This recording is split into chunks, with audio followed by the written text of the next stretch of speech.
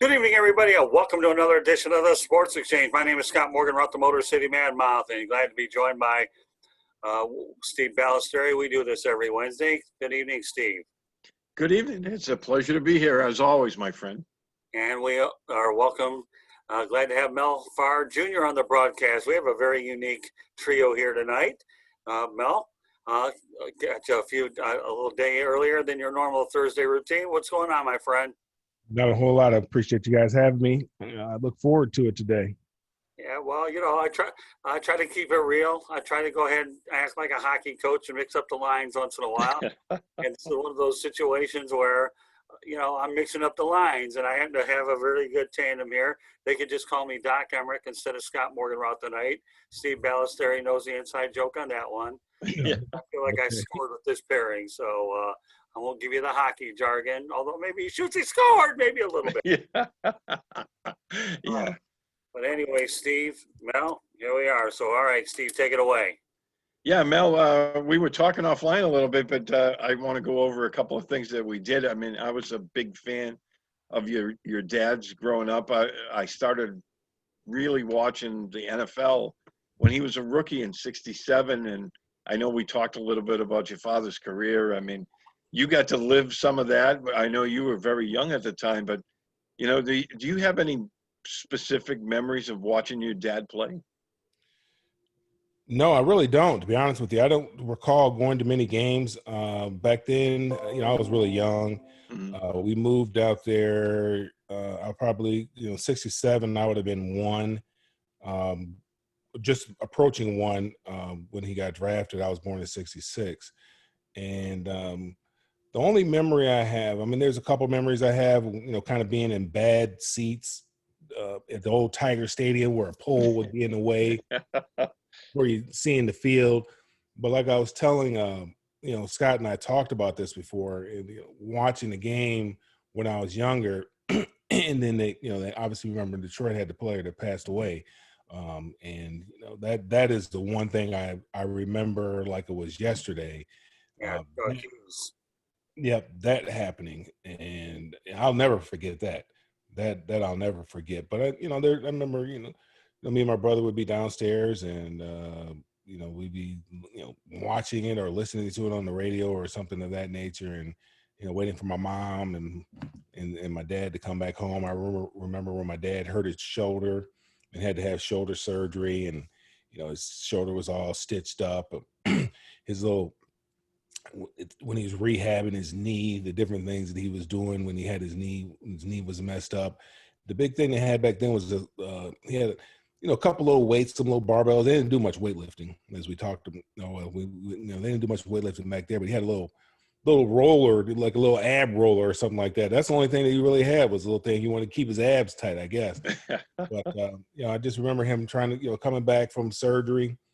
But as far as the games, the only thing I remember, really remember is when the guy passed away out there, and how somber everyone was. Yeah, that day you're referring to, Chuck Hughes, I would remember, and I was at that particular time, Steve. I was 8 years old, and Dick Butkus was on the field, and he was waving over to the officials that Chuck Hughes lay there motionless. And, everybody talks about the rugged nature of Dick Butkus as a player, but you talk about a soft side. Dick Butkus had it there. I know a few people that were at that game, and it's the only game.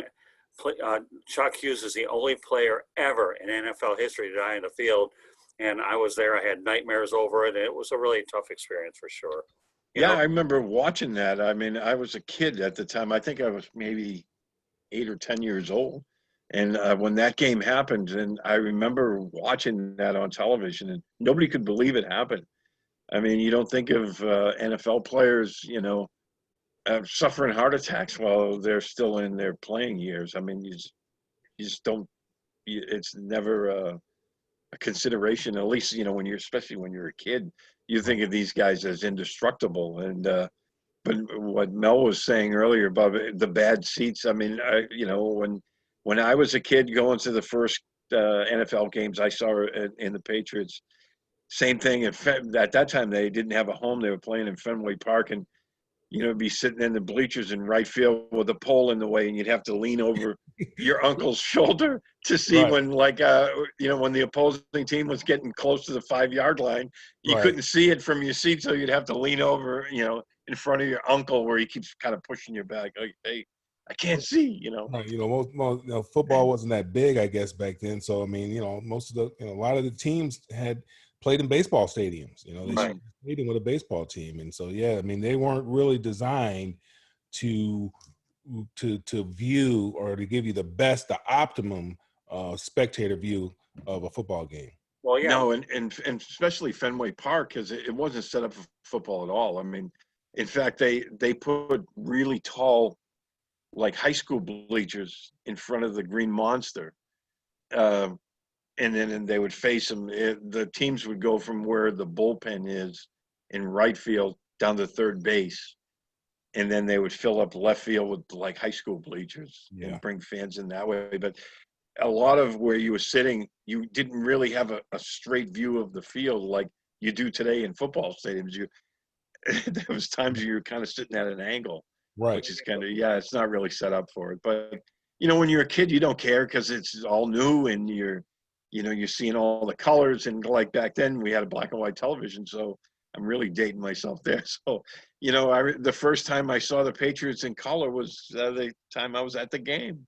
Right. You never see the other teams, and seeing the Oakland Raiders with the silver and black, and the Patriots had the red jerseys back then. It was, it was pretty cool. But with your dad, I know, and we didn't talk about this offline, but I know your dad suffered from CTE in his later life. Was he one of the players that donated his brain to the research going on with that? Well, that's how you find out. And it wasn't that he did it. He didn't really. We didn't see any him suffering or any symptoms of it per se. We just assumed, based on the equipment that he used, that old suspension helmet, which is not very much. There's no padding in that whatsoever. None. That there's just no way that playing the game the way the game was played back then.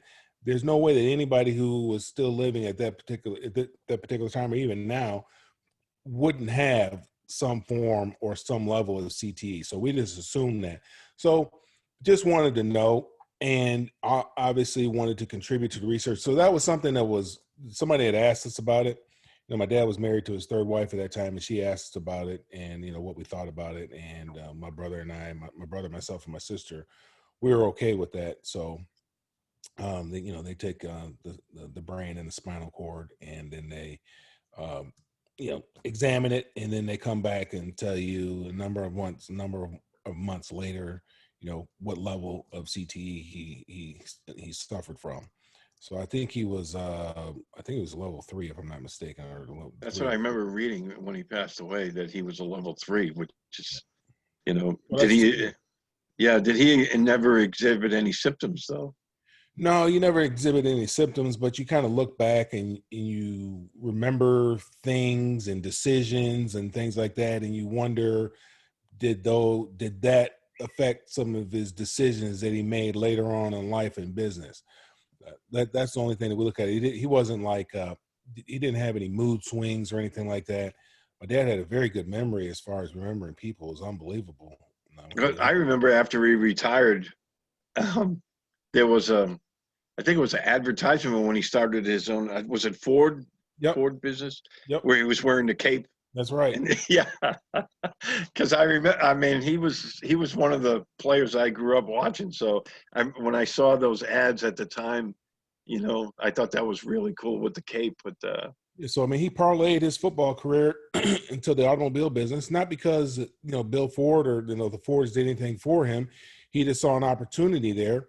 He started, he started working at Ford Motor Company in the off season. Well, first he went back to school and got his degree. Went to UAD, finished up his degree.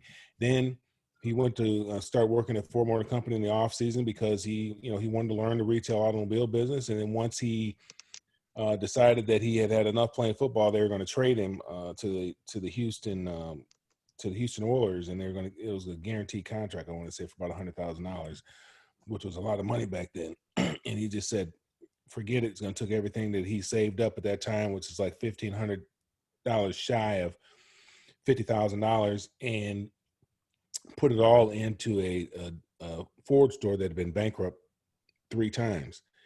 And, he parlayed that into becoming the largest African-American business in the United States, which I think that was back in 1997, 98, something like that. He was named the largest African-American business at that particular time. So he did pretty good. Did pretty good for himself. Yeah. No, I know the CTE thing was, obviously a big thing with you as well, because didn't you volunteer to donate your brain as well? Yes, I did. Yeah, I did. Because the only way right now that you can find out is post-mortem, obviously. There's no way you can do all kind of testing and things of that nature to try to determine the level of, what your level is while you're still alive. But I mean, you have to go through testing, but we're finding out now that there's been some bias associated with the test, that that African-American players were deemed to be, I guess you could say, less smart. So they start lower than the white counterparts on the grading system. So you'd have to show severe impairment in order to qualify for the benefits under the agreement that the Players Association came up with the NFL. So right now there's some litigation going on with the validity of that whole settlement right now, because there's racial bias in the settlement. I never knew that. That's the first I've heard of that. That's shocking, actually. Yeah, but a couple guys just filed suit probably 2 to 3 months ago, and I can't remember their names right now. I had to look it up, but I can't remember their names. But they're a couple well-known guys that you would know of. Najee Davenport, if I'm not mistaken, is one of them. And there's another guy that filed suit claiming that there's bias in the testing, and the NFL knew about it. Now, when you were growing up, we talked earlier, when you were in high school, you got to play at the Silverdome, but then you went to UCLA to get out of the cold weather. What was it like playing for Terry Donahue and obviously playing alongside Troy Aikman? Well, it was great. UCLA was always kind of a dream. I was born in California. My grandparents were out there in California. My uncle, who played 13 years in the NFL, he lived out there. So we always enjoyed being around my uncle. He didn't have any boys. He had 3 daughters. And so he loved being around his nephews and playing football in the house and all that kind of stuff. So going to UCLA was always a dream of mine, to be out there in the West Coast. Obviously, every kid wants to, be like their dad. And obviously that's something that I wanted to do too. But, UCLA is a great university. Met a lot of great people there. Coach Donahue and the coaches there, the coaching staff that he had there at that particular time were doing a great job of recruiting some of the best players all across the country. And, I couldn't have been happier with my time and my decision, number one, to go to UCLA, and my time being there. And obviously, having the opportunity to play with some great guys. My freshman year, Steve Bono was a quarterback there.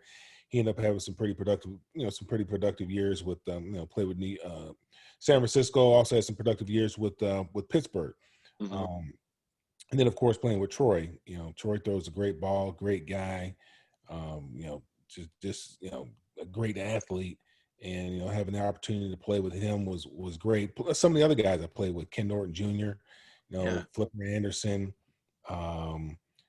just a bunch of guys. I mean, the year I came out, we had 10 guys drafted into the NFL. And then that's just because, the kind of talent that we were able to attract back then. As players, when you're there, you recruit other guys. You have the opportunity to host the other players, and you wanted the best players to come because we all wanted to compete at a high level. And ultimately, we wanted to win a national championship, and we we never had the opportunity to win one. I did have an opportunity to win to play in the Rose Bowl and win the Rose Bowl, and that was a tremendous thrill. That's something I always dreamed of doing when I was young, watching UCLA on TV. Wanted to have the opportunity to play in the Rose Bowl. Missed out on that second opportunity, and the only reason why, and I say the single reason why I didn't go to 2 Rose Bowls, because of Rodney Peete. Rodney Peete was a heck of a quarterback back there at USC, and he kept me from playing in my second Super Bowl. Second Rose Bowl, and that would have been against Michigan State that year. Mm. And Michigan And you State got to play. actually, when my dad first asked me what school I wanted to go to, and he said it was going to be my decision, Michigan State was actually my first choice, because I didn't want to really go away from. I wanted to go to UCLA, but I really didn't want to go away from home. I kind of wanted to watch my brother play his last year, because we're only a year. We're not even a year apart in age, but so I wanted to kind of watch him play his last year, and all the kids and all the big time talent in the inner city of Detroit was going to Michigan State. George Perlis was really recruiting Michigan hard and trying to get the best players there to try to turn that program around, which he ultimately did. He got Lorenzo White to come up there from Florida. And obviously, like I said, by the time I was a senior, he had that program in the Rose Bowl. But that was so it'd have been nice to play Michigan State in the Rose Bowl, because I knew a lot of those guys on that team. Yeah, and you got to play with your brother later on. Yeah. What was that like? I mean, growing up, you must have had some, a little bit of competition amongst brothers. I mean, all brothers do, but. Well, it was no different for me. I've always played with him, whether it was in Little League, junior high, high school, I've always played with him. So it was no big deal. I also had a cousin that came up there. He was from Richmond, California, that came to UCLA too and played with him. So it was kind of a little family affair down there with Farrs at UCLA. But playing with my brother was great. His first choice. My dad wanted him to go to Stanford, but Stanford had recruited him and was recruiting him pretty hard. My brother wanted to go to Arizona State because he liked the coach that was over there at that time. I can't think. Was it Frank Kush? Yeah. Yeah. No, it was Darryl Rogers. Darryl Rogers. Okay. That's right. Yeah, he goes from Michigan State all the way to Arizona State. From Arizona State to the Lions, right? Yeah, well, you know what? Let me give you a little information about Darryl Rogers. I never worked with him, but when Mr. Ford brought him back to the Lions, he got hammered by the media like you wouldn't believe there. Like Darryl thinking, oh my God, what did I go back into this hornet's nest? Especially the way he left Michigan State the way that he did. So he had a tough time up there. He had a real tough time up that's there. putting it lightly. I mean, let me tell you something, Mel, Steve. I know the Detroit media real well. After all, I'm one of them. Okay. If they know how to devour a coach, they will do it. And Darryl Rogers, to me, got swallowed up by the Great White Sharks, a.k.a. the Detroit media. Lions media. In fact, during the interview process, what they'll do is a lot of the PR guys will let the coaches know these guys are tough. We haven't won in a long time, so they could be hard on you. Rogers, when you leave Michigan State to go to Arizona State, and then you come back to the Lions, holy moly. How do you spell ugly in 52 point? Because that's what really Rogers. Oh, yeah. Yeah, he told my brother he'd be there all 4 years for him, and then he left. Yeah. But my brother never went there. But I mean, that was his pitch. I'll be here for you all 4 years, and he ended up leaving. Yeah, that was an ugly situation for sure. Yeah, the Boston media is like that with the Red Sox. Are they? Oh my! It's like they always say that the Red Sox have 18 players and 55,000 managers. It starts with the media, and they hammer the Red Sox managers on everything. Now, we've been kind of immune to that with the Patriots the last 20 years with Bill Belichick, but now this year, because they've lost a couple of games, the media wants to start hammering on him now. The news up there has Bill lost his fastball. I mean, one off year in 20 years, and they were already calling for his scalp. Oh yeah, I mean it's crazy. I mean that's the same thing they did here in Georgia with Mark Richt. I mean all the guy did was win 10 games a year. I mean, just winning 10 games a year is just not enough. But that's all Mark Richt did is win 10 games a year. Yeah, but I mean that's not enough. I remember covering a game, the Sun Bowl, when Michigan State took on USC over at the Sun Bowl, and I got to know George Perlis well. He's really a super nice guy, and that game overshadowed the actual Rose Bowl itself because you had Michigan State against USC there, and that place was full over at the Sun Bowl. So I enjoyed being a part of it. I was actually on a mission to hit the rest of the 48 continental states, so I took a trip so off the wall or the remaining states I hadn't hit. My dad says, you can stop this anytime you want. No, I almost had to start it all over again. But that just so happens that Michigan State took on USC in El Paso. It was pretty neat. So good stuff. Keep going, Steve. Hey, we talked earlier how the game of football's changed, and from the time your dad played, obviously that was a real different era. But even when you played to today, I mean, the game has changed quite a bit, hasn't it? And everything about it has changed. I wanted to ask you about, when you got drafted by the Denver Broncos back in, what was it, 89? 88. It was 88, yeah. And I mean, what was that? I know that today the draft is a lot different, but what was it like back then going through that whole draft process? It was exciting. Obviously, I was hurt my senior year, so I was really kind of obviously disappointed with where I got drafted. I had pulled my hamstring, and I was kind of dealing with a nagging hamstring that whole year. And then me and my buddy of mine, Gaston Green, we were practicing the 40-yard dash the day before we were leaving to go to the combine, and ended up tweaking my hamstring again after it started feeling good. So I wasn't able to perform the 40-yard dash at the combine, but I was able to do pretty much everything else. I did the jumping, I did the bench press, I did 225, I did that 28 times.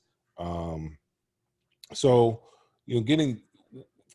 coming to get drafted by the Broncos, the only time I remember the Broncos, even somebody being around from the Broncos, was the day that I did run the 40-yard dash, which was like a couple days before the draft. I had them contact the league to let them know I was going to run the 40-yard dash. And I remember this guy being out there, didn't know who he was from, but once I got drafted by the Broncos, I found out he was from the Broncos. So going out to Denver was nice.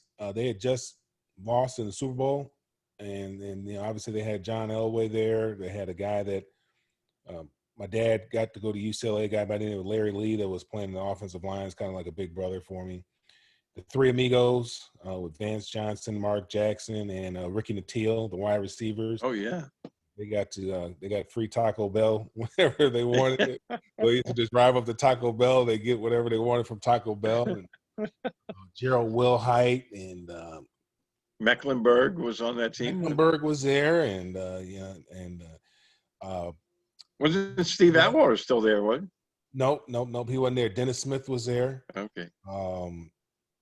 But when I got to Denver, man, we had this weight coach that was he was a powerlifting fanatic, and so he really loved me because I could, I'd go in there, I'd do a squat, and I'd go all the way down, well past parallel, and he just loved that. We didn't do any bench press because he said there's only one kind of person that makes a living on their back, and that's not us. We're not so we didn't do no bench press, but clean and jerks and snatches and front squats, back squats, did all that kind of stuff. I think I was the second strongest guy on the team to Carl Mecklenburg. He was the strongest guy on the team, and I was the second strongest guy on the team. I was built like a brick shithouse back then. I mean, I was 218 pounds and probably had about 3% body fat. It was just ridiculous, the kind of stuff that we were doing. Back then, we used to have to pull a sled, and with these weights on the back, and you have to run 40-yard dashes with the sled. Well, the veteran guys knew to get out there early when there was still some dew on the grass, because the sleds would slide easier. The rookies, we had to go out there later after the dew was already off the ground, and it's much more difficult to pull that sled when the ground is dry versus when it was wet. Well, I remember, Denver, my body going through changes because of the thin air. But I had some good times in Denver, and obviously, there's some great players. One thing I remember, that's the year that Tony Dorsett got traded there. And I'm looking at this guy. I'm like, man, Antonio Dorset's a little guy. He's like 5'10", 188 pounds. Right. I'm like, this guy here was raising all that sand. I couldn't believe it because, I wore his number like in junior high school. Like, thought I Yeah. was Antonio Dorset. And I just couldn't believe how little he was. In my first year in getting drafted, that's when you could bring as many guys to camp as you wanted. So we had 150 guys in camp. Wow. There might have been 10 tailbacks deep. We had, I don't know if you remember a guy named Joe Dudek. Remember? They were talking about Joe Dudek for the Heisman, and he was on the cover of Sports Illustrated. What the heck? Why not Dudek? Something like that. I had him for the Heisman Trophy. I think he came out the year before me. And he was there. I mean, we had running backs for days. And back then you hit. And camp was 6 weeks. And, you did 2 a days. There wasn't, you did pads in the morning and you did pads in the evening. And you hit. And then you hit all day long. That's one of the ways that they kind of weed you out. That if you didn't like contact, they're cutting people every day. When you walked in to go to get something to eat, they had people there. And if you walked by and they didn't say your name, you were safe. If they called your name, that means you're going home. Mm. Well, it's funny how you say that, Mel, because I was covering the Miami Dolphins at the time, back in the '80s with Don Shula. And if you think your training camps were tough, don't worry. They used to call it Camp Shula. You said you worked with John Elway. What was that like working with John Elway at the time? I know John Elway does a tremendous job for the Broncos now in their front office. So if there's anybody who's a better football man that's gone from a player to the administrative side, look for him, because I think John Elway is unbelievable. And I had a chance to cover the Broncos. My first Super Bowl covering was Super Bowl 33 when they beat the Falcons. But John Elway, to me, was just unbelievable. What was your experience like with John Elway, Mel? I mean, it was great. I mean, obviously, it was a thrill for me, a kid. I've heard of John Elway, watched him playing at Stanford, then, played against his dad when his dad was coaching over there at Stanford, and then have the opportunity. Jack Elway. Yep, and had the opportunity to play with John. He threw the ball hard. There's no question about that. I remember the offense was very complicated. Dan Reeves' offense was very complicated. I was telling you last week, Mike Nolan was like a defensive assistant way back yonder, way back then. Then they had John Elway and there was Gary Kubiak. Those are the quarterbacks. But it was nice. John was a nice guy. Real good guy, very helpful guy. I was really appreciative of my time there. Hate that I, wasn't able to make it on with that team, but that offense was complicated. Dan Reeves' offense was complicated. And that's what I think I was telling you. The coach was trying to explain to me about, he said, you got to play faster. You got to play faster. And I thought I was playing fast. And I went to the Rams the next year and Coach Robinson said the same thing. And he said, and I said, well, I am playing. Well, he sat down and broke it down to me. He said, no, you think you're playing fast. You're playing under control. What I want you to do is I want you to run from this point to that point. And you may not be in the proper hitting as fast as you can. And you may not be in the proper hitting position when you get there, but you keep doing it over and over and over again. You'll get accustomed to playing at that speed, and eventually you'll be in the proper position when you get to the target. And so he broke it down to me and explained it to me. Made sense to me, and that's what I started doing. And that's how I was able to play the game faster. And he made it simple for me. He just didn't tell me. He showed me, where the other coach was just telling me, and I wasn't. I thought I was playing fast. For all I knew, I thought I was playing fast. But we were talking about how the game has changed. It's like two-hand touch now. You can't hit anybody.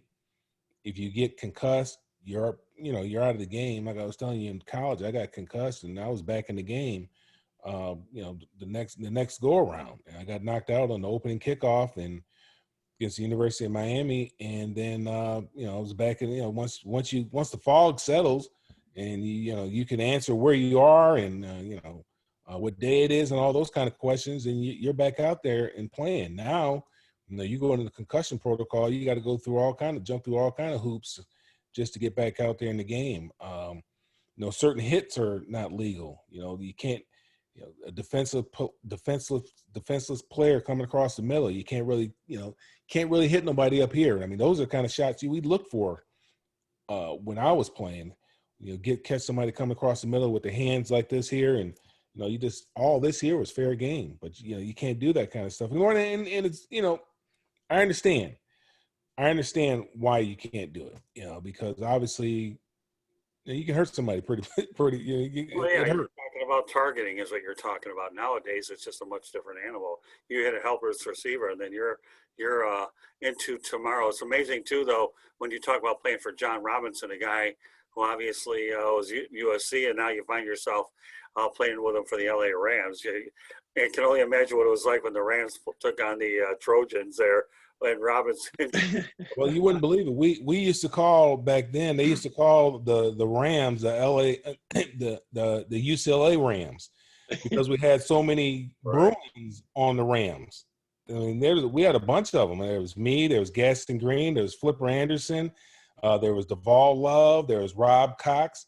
There was James Washington. We had 6 guys that that were on the team from UCLA. So he loved UCLA guys. Yeah, well, he's familiar with them. Obviously, you're familiar with Chris Roberts, who I'm going to get you on one of these days, Steve. With him, Chris Roberts is a play-by-play guy, and of course, everybody knows about Wayne Cook, right, Mel? Wayne Cook, I think the former quarterback for UCLA. Yes. Yeah, I remember I had him on a broadcast too. So don't worry, Balestrieri, I got plenty more lined up for you, pal, down the road. Yeah, because when you talk about the, obviously training camp back then, but the linebackers were bigger back then when you played. Nowadays the guys they're more athletic. Obviously, they're faster, but they're a lot smaller. I mean, back then linebackers were all like 250 or bigger. I mean, he had guys like I want to say the Denver. I think they had Ricky Hundley, and he was huge. Or he may not have played for Denver, but I remember Ricky Hundley, and man, he was huge. I mean, he went about 280. Mm-hmm. Yeah, I mean, I remember the first time when I was with the Rams and Keith Browner, he was an outside linebacker. He was all legs. He had to be about 6'5", 6'6", 250. And I hit him with everything I had. I promise you. Didn't move him. I mean, he had legs up to his armpits, first of all. Then his arms were down to the ground. His hands would touch the ground while he's standing up. Just one of the biggest men I've ever seen in my life. I hit him with everything I had and didn't move him. Yeah, linebackers were huge back then. Wilbur Marshall, but Pittsburgh always had some guys, Levon Kirkland and stuff. They always had some big inside linebackers that they make it tough for you. They make it real difficult for you. Now the guys, because of the personnel that you have so much 11 personnel, 12 personnel. You have so many one back sets and multiple wide receivers, whether it's 3 or 4 wide receivers. They've taken a lot of the linebackers out of the game, or the linebackers that are in the game now, they have to be able to run because they got to be able to cover a lot of space. So now they're not they're moving safeties to linebackers now. They're making a guy who's a big safety and they'll convert him to a linebacker. Yeah, you see that more and more in today's game. Yes. They call them dime linebackers now, but it's tough for those guys in the running game because a lot of times they end up facing 300-pound, offensive linemen, and it's really tough for a safety to do that. Absolutely. But, in your era, I mean, and a little before then, there was Earl Campbell, who was a running back. And I remember I had lunch with one of the former Patriots from back in the 70s and 80s, Steve Nelson. He's in the Team Hall of Fame now. I was asking him about the toughest running backs he ever faced, and he was like, well, a lot of the guys in the NFC we didn't see very much, so I'm not taking anything away from him. But he said, but I can tell you there was times when I hit Earl Campbell going full speed, and somebody else would hold him up, and I was just going to try to bury him. And it was like hitting a brick wall. Yeah. And he was like, I still have nightmares about Earl running right over me because he was like, that guy was just the toughest guy I have ever seen on a football field. Yeah, without question. I mean, he had a low center of gravity. He's about 5'10", 235 pounds with legs like tree trunks. So, I mean, he was built the perfect running back. And, I admire Earl. I admire him a lot. I used to love watching him play. He was like a semi-truck just running straight over. I can remember. By the fourth quarter of games, he was just running right over people. One of Yep. the games that stands out for me was when I was watching Earl Campbell playing the Dallas Cowboys, and he was running over the Cowboys like the Cowboys would shoot the Indians. And let me tell you, with the way Earl Campbell ran, Yeah, Yeah. He didn't dodge anybody. no, he No. didn't. He just ran you over like a Mack truck, is what he was. He's a Mack truck of running backs. I remember that Monday night game where his shirt's all torn to shreds and he's just kept running and running over people. Right. Real football, you know. And when I often get on the NBA because I think it's such a finesse league that I really hate, I often think about the NBA back in the days when the bad boys would play the game and beat the living Bill daylight. Lambier. Well, I mean, you think about it. You think about it. The NFL is going the same way. I mean, it's becoming a scoring league. I mean, just like the NBA, they wanted the 3-point shot. You don't have the guys anymore that the real good power forwards or the centers that know how to play with the back to the basket, and they get the ball into the low post like they used to with Adrian Dantley. You knew the ball wasn't coming out because Adrian Dantley, he was going to shoot it. Right. And they dribble, make a couple moves, and then they're going to take a shot. And they bang it in there. That's how the NFL used to be with the running game. Right. If you had a running back, you used to run that running back, and that's how you'd win the game. I mean, the running back was the premier position back then. Back in the 80s, late 70s, 80s, early 90s, the running back was a premier position. And all of a sudden it changed. That the quarterback became the premier position. And then the wide receivers, all of a sudden, they're the guys making all the money. And now running back is just an afterthought. You think you can get one off the scrap heap. Well, that's true. You want to talk about having a little phonetics lesson, okay? We'll talk about finesse, okay, spell with an F, and then physical, spell with a P, okay? Physical, because that's the way I really characterize how the NBA, how much I love covering it during the Bad Boys era versus the jump shot league that you have now versus how the NFL is, where every passing record, I remember Dan Marino's record of 60,000 was unbreakable. Now you can do that in your sleep with all the difference in the rules. And that's what you guys have been illustrating the whole broadcast, is how much different the game has really changed for sure. But I don't know. It is, I mean, that's what we have to work with nowadays. And, nowadays, I remember the 2 and 3 day practices. Let me tell you, and every coach ran them hard. Nowadays, you're like, can you imagine what these coaches would think with COVID-19? You have virtual meetings. Oh my God, they would rather gag on their tongues. No, the crazy thing is, I remember going to UCLA, and you'd had designated. We had periods, and I can't remember how many periods we had. Practices were consisted of periods. I think practice might have been 14, 15 periods or something like that. But in between a period, you had designated water breaks. I mean, where you get watered up. And I couldn't, in high school, you had that big old igloo cooler up there that had the hose water in it that was mixed with grass and dirt. You may have had some ice in it, maybe not. But if you went and got some water, you were out of shape. There was something wrong. I mean, nobody would go get water. No. You just couldn't do that. It was just out there. Every now and then you get a water break. But if you just waltzed over there on your own to get some water, and it got hot in Detroit in the summer times up there. I couldn't believe it. I'm like, what? You have designated water breaks? I mean, they're making you get hydrated? I could not believe it. Yeah, same thing in the military. Now they make you carry 2 canteens and then like training to be a Green Beret. And when you finish a run, you'd have to dump them all out to show that you didn't drink any water. So what's the sense of carrying? Right. Nowadays, it's much different. Now the guy's going through the training. I mean, now it's like you said, it's designated, okay, push the water because you don't want guys cramping up or becoming a heat casualty. But yeah, back then it was like, yeah, you'd have to hold out your canteen, dump it out, make sure that it was full. So Mel, let's go over this. Obviously, you followed in your dad's footsteps as a football player. Mel Farr Jr. is what everybody knows in Metro Detroit, and then you followed in as a football player, then in the auto dealership. Why don't you go ahead and talk about what it was like to follow him in not one but 2 occupations, both because you worked in the auto business for a while, as well as on the football field. Father, son, Mel Farr Sr., Mel Farr Jr., football player / auto.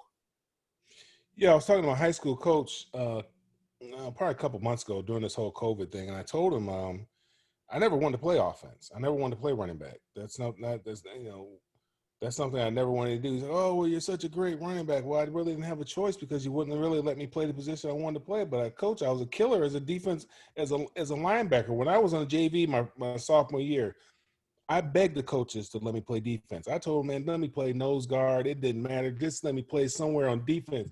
I didn't want to have nothing to do with offense. I never wanted to play offense, never. And obviously, because of my name, because of the position, because of what my dad did, everybody saw me as a running back. But even when I was in junior high school, I didn't play running back. I was kind of a late bloomer, to be honest with you. We had some guys on the junior high school team that were, they were really good. They were better than I was. They were playing running back. But I wasn't an offensive player really. I was a defensive player. I played linebacker on defense, and I was a stone killer over there. And that's what I wanted to play when I got to high school. But going to a new high school, it was all boys school. Ended up playing running back. It ended up working out for me. Running back was the premier position way back yonder. So it ended up working out for me. And I don't have any. No, I do have some regrets about it because even when I went to UCLA, I wanted to play defense. And I was going to transfer after my freshman year. I was going to go back to Michigan State. And so the guy who recruited me, his name was Bill Reese. And we were at the All-Star game up in East Lansing. My brother was playing the All-Star game. And he came to me and said, "Hey, man, I got good news and I got bad news." And he said, "Well, which one do you want first?" I said, "Well, give me the good news." He said, "Well, the good news is all the coaches voted to move you to defense." I said, "Well, fantastic. Well, I mean, what can be the bad news then?" The bad news is Coach Donahue vetoed it. You got to be kidding me.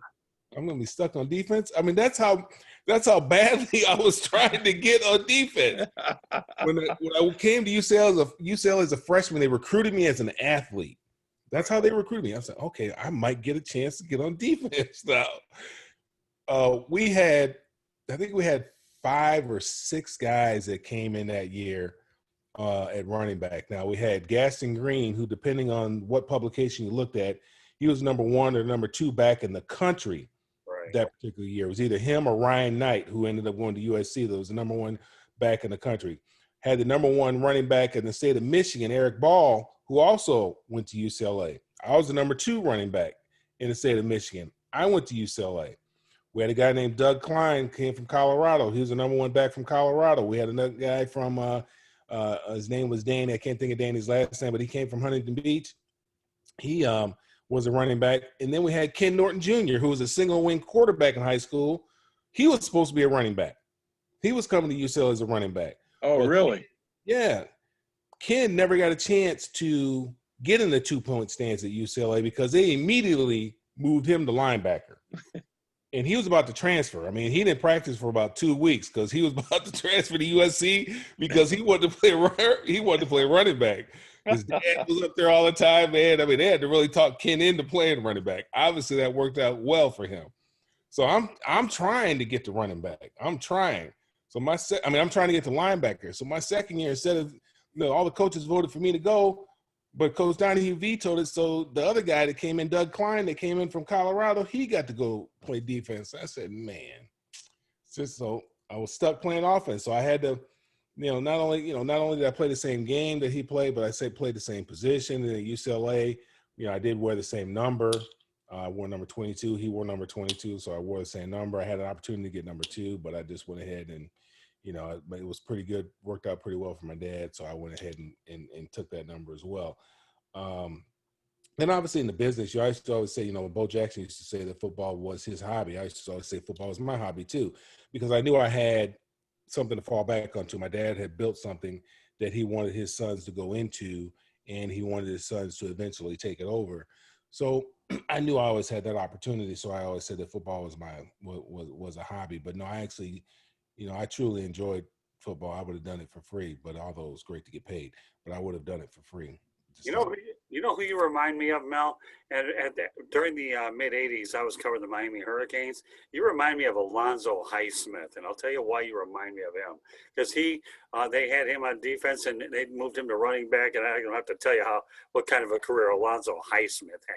I know what kind of career he had. I mean, I got an opportunity to play against Miami, University of Miami, All right. freshman year, and I followed his career. Yeah. I know what he did at the combine, and I know where he got drafted. And I was trying to emulate those numbers so that I could get drafted, the same way that he did. Yeah, but So they converted him to running back during training camp is what they did. And once they found out he was pretty good at it, then the rest is history.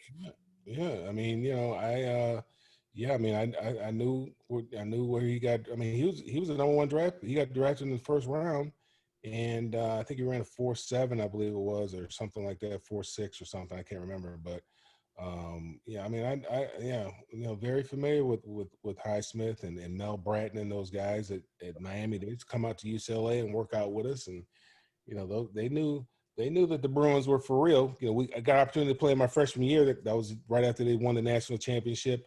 I think Bernie Kosar was a quarterback. Mel Bratton, Alonzo Highsmith, downtown Eddie Brown, the big Jerome Brown. We played all those guys my freshman year. So they knew the Bruins were for real. I covered the Hurricanes at the time. Howard Schnellenberger and Jimmy Johnson were there. I was mainly during Schnellenberger. And they had that one big shootout. I remember. Jimmy Johnson was there. Yeah. And then we Howard played in the Fiesta Bowl my freshman year in 1985. Yeah, they turned that program around. Go ahead, Steve. That was didn't Miami have Bernie Kosar back then? Yeah, it was Bernie Kosar. Yeah, he was a quarterback then. Wow. Yeah, he won the national championship with Howard Schnellenberger then. Johnson took over. But go ahead, Steve. I know you talked about Marvin Gaye.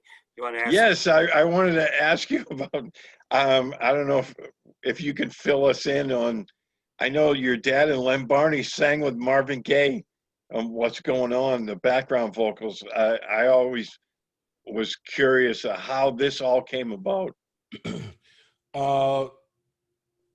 I think. Did they all know each other beforehand? Well, yeah. I mean, the Lim tells a story. He knew that Marvin was living in the Palmer Park district or something like that, and he went over there, and he was actually late for practice, I think it was. He tells a story because he wanted to go meet Marvin Gaye, and then obviously, Lim and my dad were very tight. They always say, Lim spelled backwards is Mel, Mel spelled backwards is Lim. So they're extremely tight back then, and so my dad met him. And, Marvin wanted to play football. Marvin wanted to be a football player. And, oh, really? Yep. So the deal was that, and I don't know, probably, drinking and some alcohol and some whatever else, that came up with the idea that if he would let them sing the song if, he got a tryout with the Lions. And so that's how that whole thing came about, with them singing the background on that. And it went gold, and we had the gold record, and that was always kind of neat. And being able to be around somebody like that who was talented once, because he was exiled for a little while, then he came back for he was exiled for taxes, and he came back and did that sexual healing tour. And I remember the house. And very few people do I get their autographs. Because I was kind of used to being around folks, but there was very few people that I would get their autograph. He was one, and Bubba Smith was the other. Because you see Bubba Smith on those, would see him on those commercials all the time, light beer commercials. So I always liked Bubba Smith, and then Marvin Gaye was always one of my favorite entertainers for whatever reason. I just love Marvin Gaye, and so that's how it came about. Because he wanted an opportunity. He wanted to play football, and he got his opportunity to try out, and they sang background on the record, and obviously, the record went gold, and each one of them got a gold record. That's awesome. Yeah. So Bubba, is he exactly like he's always portrayed in the commercials and you see him in the movies? He was always big guy, big happy guy. They all came from the same area in Beaumont, Texas. Bubba is from Beaumont, Texas, so they grew up together. My dad and Bubba, they all grew up together. his dad, Bubba's dad, coached at the rival high school in Beaumont, Texas. I can't think of the name of the high school but yeah, they're all from that same area. So they knew each other from a long time ago. And Bubba went up to Michigan State and had a very, very, very good career there. And they met my dad. They got an opportunity to play one another in the Rose Bowl. And obviously UCLA came out on top then. That's when Michigan State was a very good football team. I think they were ranked number 1 in the country at that particular time. But UCLA ended up beating them. But yeah, it was always Bubba was a real nice guy. Amazingly enough, Mel, you talk about Bubba Smith on Monday night on the Sports Exchange. George Eichler and I are going to have a guy by the name of Tom Shanahan on. I don't know if you've ever heard of Tom Shanahan, but he wrote a book on the Ray of Light. So I'll talk about Jimmy Ray and Duffy Doherty. So that'll be on our broadcast on Monday night with George Eichler and I. Just thought I'd throw that in there. Since we're talking about he was a quarterback of that team, wasn't he, back then? Jimmy Ray, yeah, I believe he was, yeah. I met Tom Shanahan through the National Sports Media Association, and it's pretty neat. And I'll be having him on Monday night here. So just thought I'd throw that out there. So Yeah, that's awesome. Yep, that's good. What else do you want to add, Steve? Well, I don't want to monopolize everything. I mean, go right ahead and No, I'm enjoying it.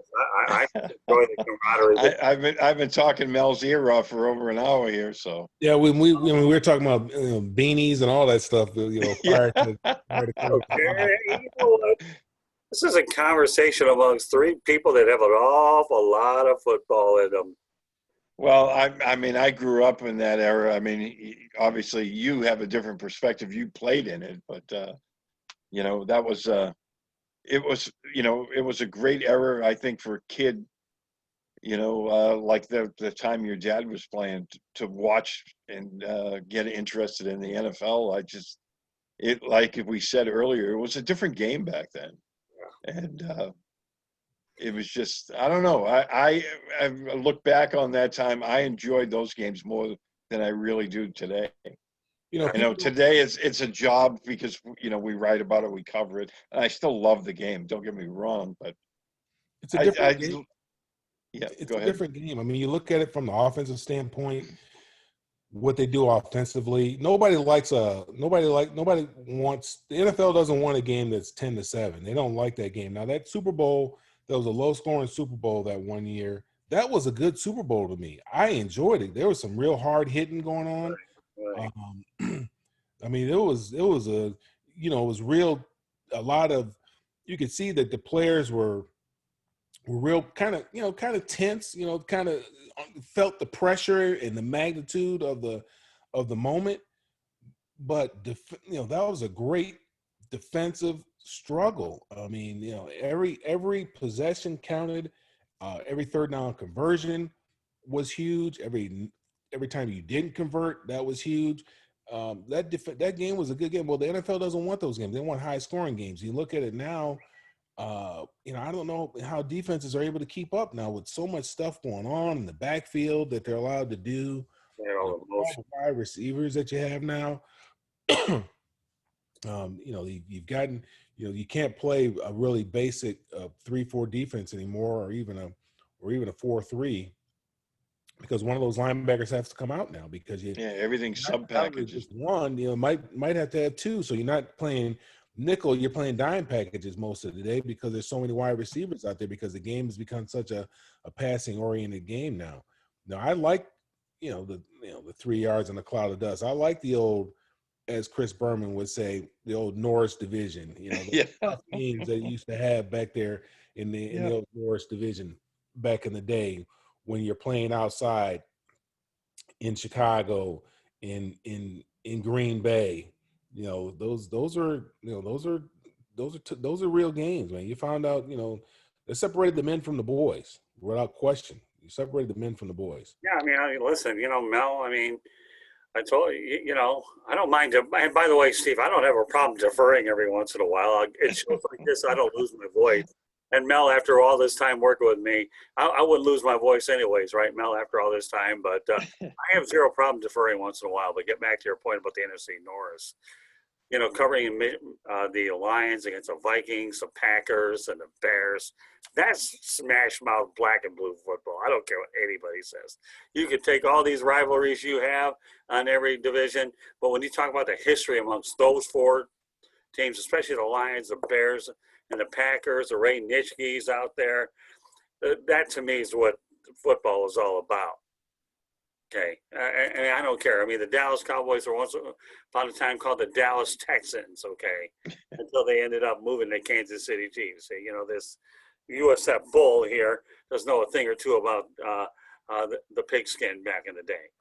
But no, I'm with you all the way. I mean, I love football the hard-nosed way where you had to have a good running attack to balance out the passing. Nowadays, like you said, Mel, and you're right on target, that running backs are an afterthought compared to the way it used to be. The fullback is, they don't even use the fullback anymore. But you think about it. I mean, you really look back at the evolution of the game. The fullback actually was a featured back. You look at Franco Harris; he was a fullback. He was a fullback at Penn State. He was a fullback at Pittsburgh. My dad was a fullback with the Detroit Lions. The halfback, they didn't have the I formation. They had. I guess it wasn't necessarily a pro set, but you had the fullback behind the center, and then the halfback would either be to the left or to the right, and those are kind of the formations that you had back then. But the fullback, Franco Harris was a fullback. He was a big guy, 6'2", 230, something like that. Jim Brown was a fullback. He wasn't running. He wasn't an I back. He wasn't. He was a fullback. So. Now they've gotten rid of the fullback. There is no fullback anymore. That guy's gone. He changed into more of a blocking back. Tom Rathman was a very good fullback who catch the ball out of the backfield.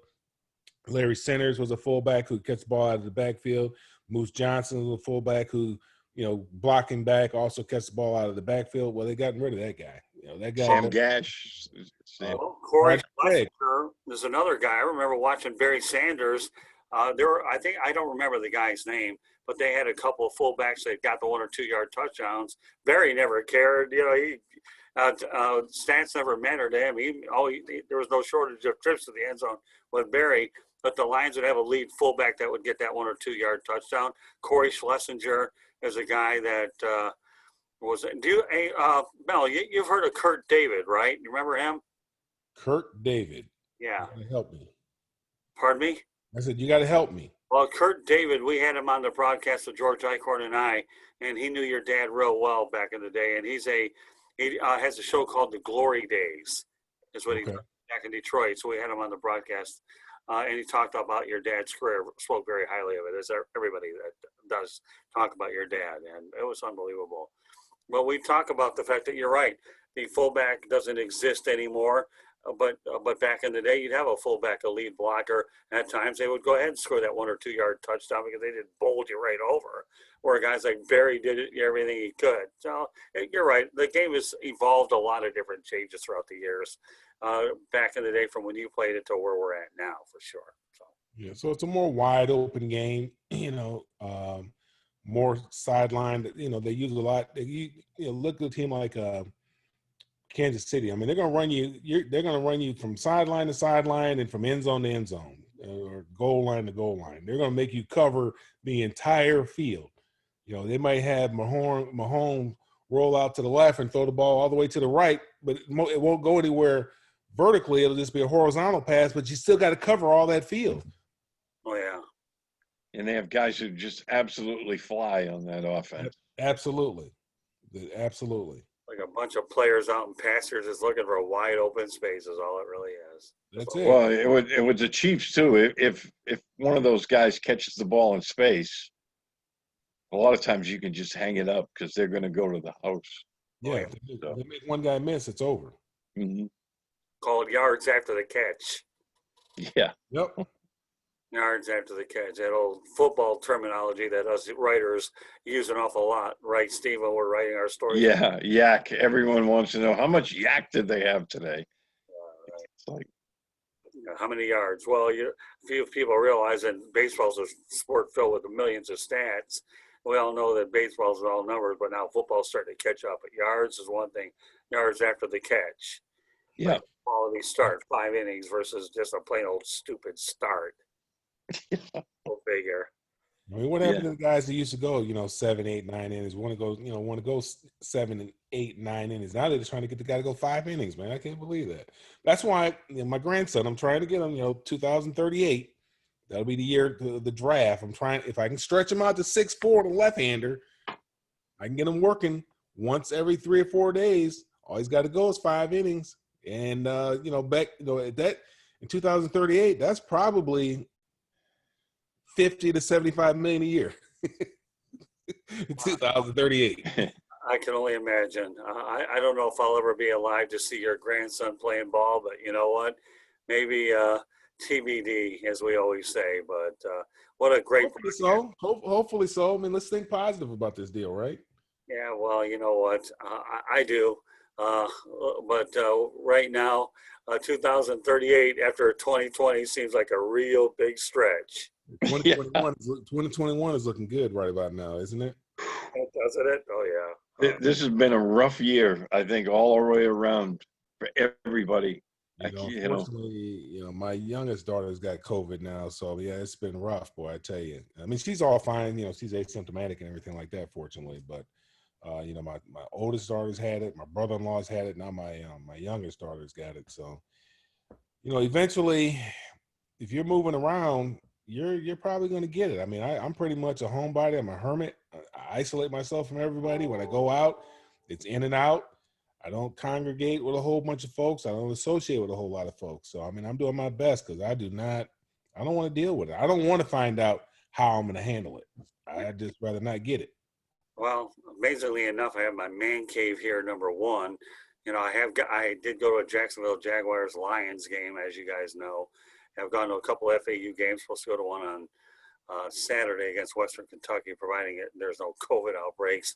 And where I guess I might be challenged a little bit probably will be when I cover IMSA over at the 12 Hours of Sebring. And I'll be out there for a couple days on Friday and Saturday.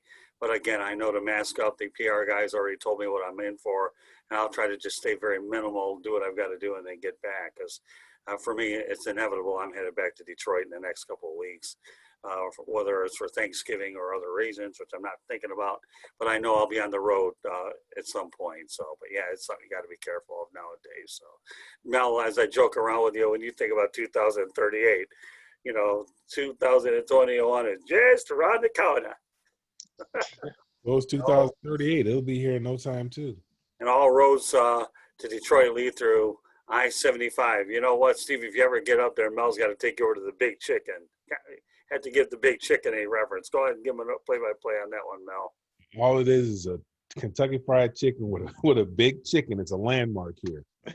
Big chicken that when they say the Big Chicken, it's just the building has a big chicken with rolling eyes and a beak that opens and all that other kind of stuff.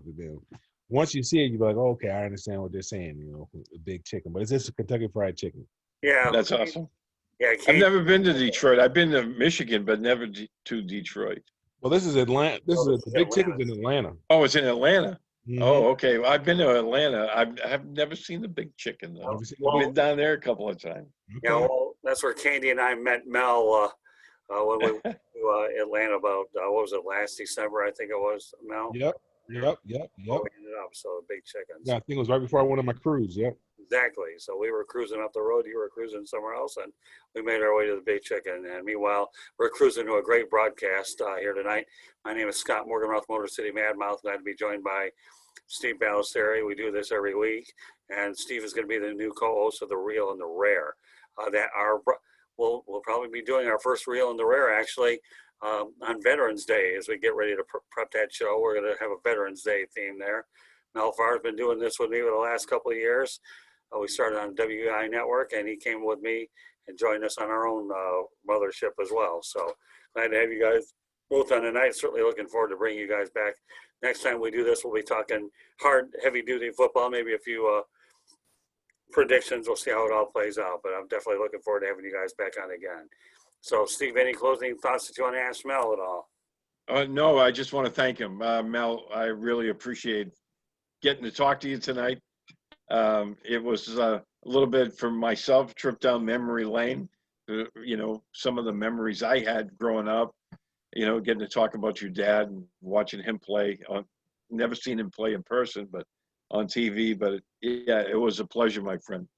Thank you. The pleasure's all mine. It's nice to have somebody who's a little long in the tooth like myself who can Yeah. appreciate those days, the glory days of the NFL that's made the NFL what it is today. If it hadn't been for those guys laying the foundation and doing what they did, these guys wouldn't have the opportunity that they have in front of them right now. So it's nice to have somebody that can really appreciate that.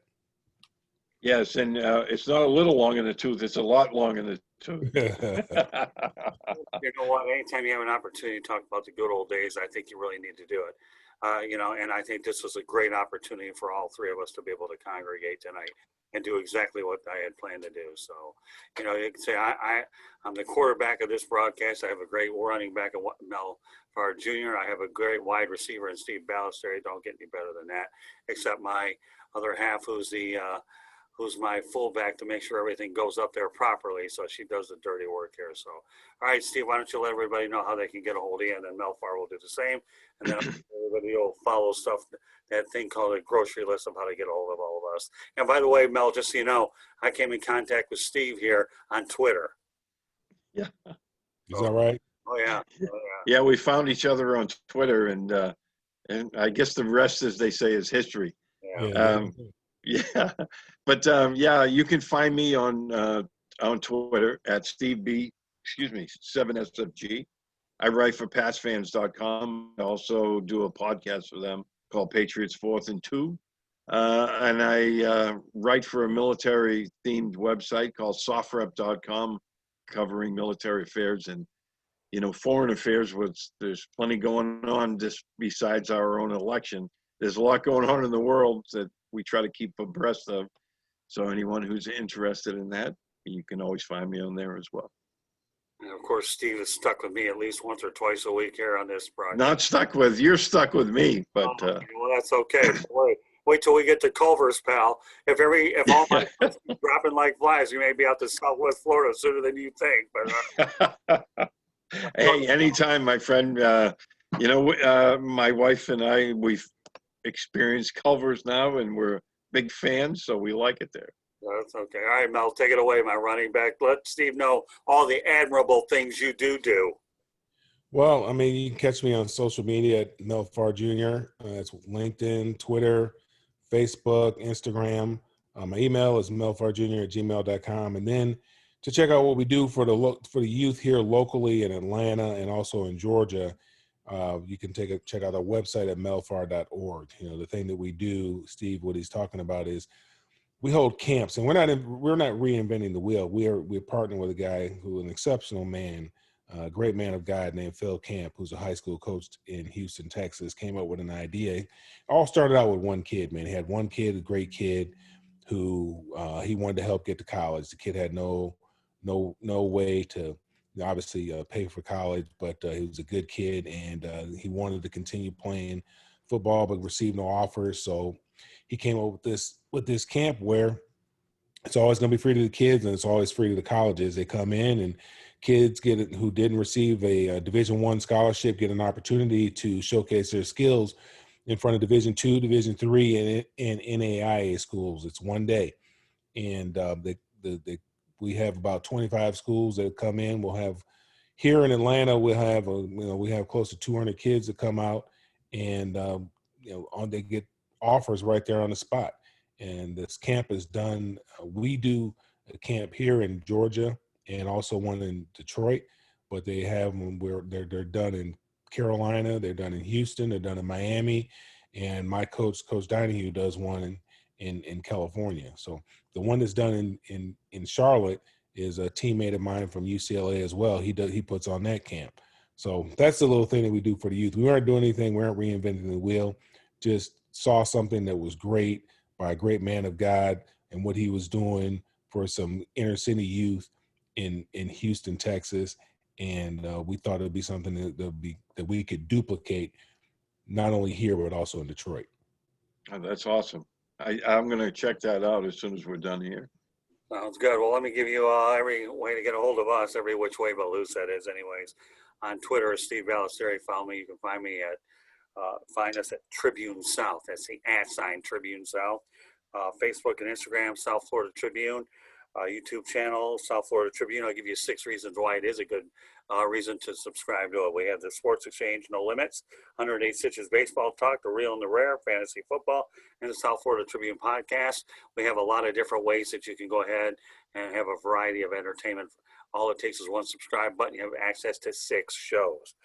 Our website is www.southfloridatribune.com. We have the Motor City Monitor, where we do have a lot of information from Metro Detroit area sports and scene, because I grew up in that area. I certainly like to talk about it. We also have our affiliates columns, where the media distribution partners send us material. We have our contributors' writings, for which we have our columnists, and most of all, we have all of our broadcasts on there as well under the WSAN dropdown. Our email address is southfloridatribune@gmail.com. You can find me on LinkedIn, Scott Morganroth. And of course, if you want to hear the audio version of the broadcast, you can do so at Apple Podcasts, Spreaker, Spotify, iHeartRadio, Google Podcasts, wherever you get your podcasts. If I talk too fast, tell me something I haven't heard before, and I'll say it again, okay? Apple Podcasts, Spreaker, Spotify, iHeartRadio, Google Podcasts, wherever you get your podcasts. So, Steve, why don't you give everybody the COVID message, since you're probably much better at it than I am, and then and I'll go ahead and wrap her up. Well, when it comes to this COVID stuff, I mean, everyone really wants it to be over. We all do. We all want to get back to normal. I don't like wearing a mask outside the house, but we have to do it. And if you don't have to go out, like Mel mentioned earlier, stay home. Stay home unless you have to go somewhere. But besides that, take care of yourselves. Take care of each other. Life's too short. Unfortunately, we're reminded of this all too often every day, and especially as we get older. Our numbers get thinner and thinner, so it's no joke, folks. Well, with that said, I couldn't have said any better. That's why I usually defer to people that say it better than me. But with that said, on behalf of Steve Balestrieri and Mel Farr Jr., my name is Scott Morganroth, the Motor City Mad Mouth. Thank you for joining us on this edition of the Sports Exchange. Mel Farr and I get to do it again tomorrow, and Steve Balestrieri and I, we got some work to do next week to not only work on the Sports Exchange platform, but as I just mentioned before, Steve Balestrieri and I are going to be doing some pretty good things with the Real and the Rare. So, all right, guys, great to have you both on at the same time, and I look forward to having you guys again in the not so distant future. So once again, folks, have yourself a great weekend, and we'll catch you the next time. Good night, everybody. Good night.